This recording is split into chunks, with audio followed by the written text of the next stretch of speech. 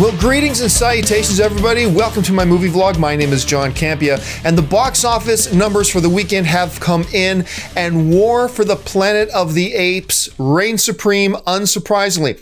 War for the Planet of the Apes comes in first place, taking in $56.5 million, followed up by Spider-Man Homecoming in its second weekend, making $45.2 million.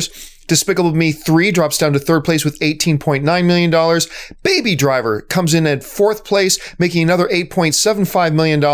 And The Big Sick rounds out the top five with $7.6 million. Now, coming in first place is certainly good news for War of the Planet of the Apes, and $56.5 million is nothing to sneeze at. However, any celebrations over at the studios are going to have to be muted a little bit because the previous film in the franchise, Dawn of the Planet of the Apes, made over $71 million on its opening weekend.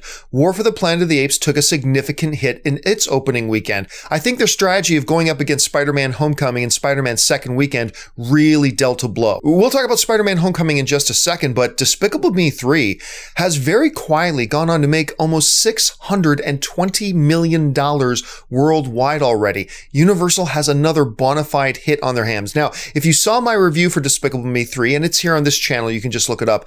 You know, I thought this was the first one that felt like the franchise was starting to run out of steam. I didn't enjoy this one nearly as much as Despicable Me 1 and 2, and it'll be interesting to see where they go from here. But with $620 million worldwide, you gotta assume at some point we're gonna see Despicable Me 4. As for Baby Driver, you've pretty much got to consider it now Edgar Wright's biggest hit ever. The film is approaching $100 million worldwide on a small $34 million budget, and there's already been talks that Sony wants Edgar Wright to come back and do a sequel to Baby Driver. I am all for it. And Transformers: The Last Knight continues its fall down the charts. Look, Transformers: The Last Knight has made about $510 million worldwide, which for most movies is an enormous success. But when you consider that the last Transformers movie made over $1 billion worldwide, you're looking now at a Transformers film that could be facing like a 45% drop from one film to the next. I know they have a Bumblebee movie planned, but I gotta believe that over at the studios of Paramount and in their executive offices, they're probably having some conversations right now about what do we do with the Transformers franchise. Now, I said I'd come back to Spider-Man Homecoming, and also noticeable by its absence in the top five is Wonder Woman, which finally fell out of the top five. It came in sixth place this week. And a lot of people right now are starting to make comparisons because they've opened so closely to each other between how good did Spider-Man do versus how good did Wonder Woman do. There's two narratives out there. One is that, well, Spider-Man did much better on its opening weekend, and the second narrative now is, but Wonder Woman did much better on its second weekend.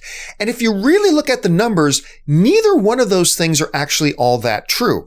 Let's consider, first of all, how those films opened on their opening weekend. On its opening weekend, Wonder Woman took in $103 million. That's terrific. And it opened directly against Captain Underpants, which opened against it. That made $23 million. Coming in their second weekends against Wonder Woman was Pirates of the Caribbean, which made $22 million on its second weekend, and Baywatch was also in its second weekend, which made $8 million. That means there was a total of significant opened films of $53 million that got soaked up that opening weekend by competing films.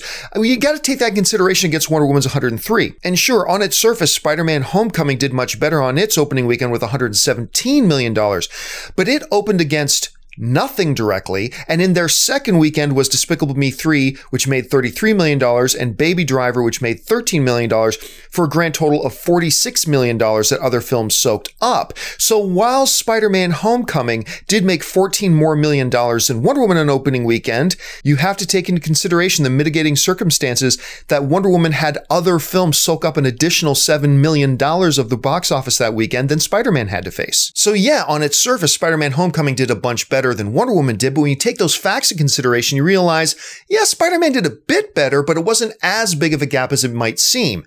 Now, let's look at the second weekend, and did Wonder Woman really do that much better than Spider-Man Homecoming? Wonder Woman made $58 million on its second weekend, which is wonderful.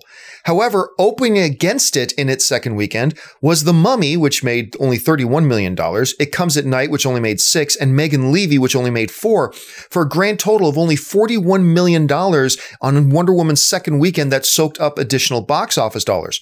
Spider-Man may have only made $45 million on its second weekend, but opening against it in week 2 was War for the Planet of the Apes, which made $56.5 million, and that little horror film Wish Upon, which made up an additional $6 million, for a grand total of $62 million box office dollars that got absorbed by other competing films. So yes, Wonder Woman made about $13 million more in its second weekend than Spider-Man did, but Spider-Man also faced over $20 million more in competition than Wonder Woman did. So you see, this idea that Spider-Man crushed Wonder Woman in opening week is not quite true, and Wonder Woman crushed Spider-Man in its second week is also not quite true.